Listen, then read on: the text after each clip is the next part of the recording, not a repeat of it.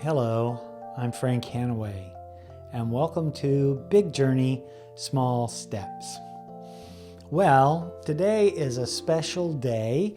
This is Monday, November the 23rd, and this is the first day in Florida that I've been able to wear a sweater since a long time ago. It got hot in March last year, and it has gone on and on and on. And I love it here, and I love the weather, but I like it when it chills off enough I can pull my sweaters out of the closet.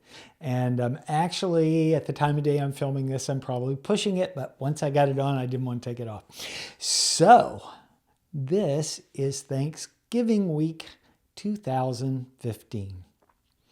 And for some reason, well, it's a special holiday to commemorate giving thanks for what we have. And I have some interesting thoughts about that. Probably, if there's anything I'm guilty of, it's overthinking everything. But there's a famous saint in India that if you've watched this channel, you've heard me mention, Sri Ramakrishna. And when people would say to him, "Aren't you grateful to God for taking care of you?" he would say, "Where is your faith? You're God's child. Shouldn't parents take care of their children?" And then the other thing I see about gratitude, I wish I could remember the name of this psalm, but this is one of my favorite psalms that gives an insight into human nature. Is the whole first part of the psalm. It's in the 130s, might be 137. It says, "It is good to give thanks to the Lord, for his mercy endures forever." I think that's the Oxford translation. And it goes on, he created the great light, and he did all these wonderful things. He made this wonderful earth. And then it gets to, "And he killed King so-and-so of the whatchamacallits, and he killed this king, and he slew these people, and he did." And what sort of tickles me about it is, a lot of the things that we're grateful for, we're just grateful they didn't happen. We're grateful that some tragedy that could happen to us didn't happen to us. And we're glad to be carrying the cross we have and not somebody else's. I think that's often the case. So I am, though, in spite of all my sort of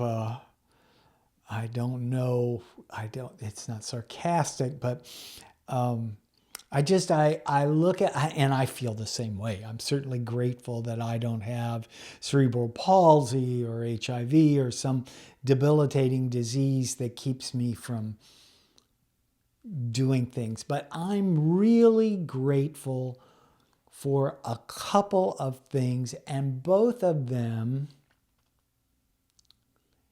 well, actually, it boils down to one thing. I'm grateful for my ability to focus my desire. Now, that sounds odd, I'm sure, but let me put it to you this way. When things in my life have been very difficult, I've been able to pull it together and get things straightened out, because that was my desire, and therefore that was my will, and everything else followed.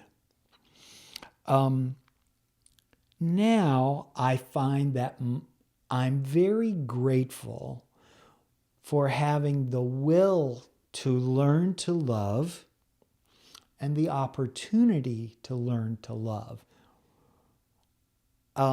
I think about love for a long time. I was sort of like the Supreme Court justice that said he couldn't give you a definition for pornography, but he knew it when he saw it, which I thought that was a clever answer, and it fits many, many things.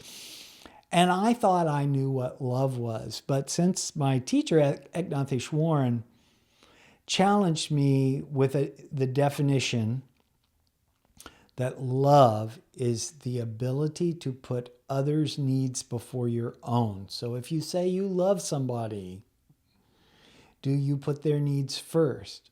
And if you can do that with your child, can you extend it to your spouse? I say this because I don't think we do this very naturally. I think, and I don't think our society supports this. So I've been learning, especially since my mother's been ill, I've been learning to love and finding out what people's interests are and how to put them first is not always the easiest thing. It doesn't mean saying yes all the time. It oftentimes means saying no.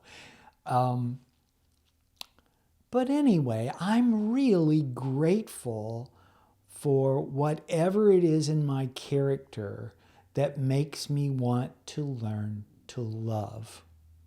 Because I think until I have mastered loving, a part of me will feel incomplete. Have a wonderful Thanksgiving. From the very bottom of my heart, I'd like to wish you peace and joy.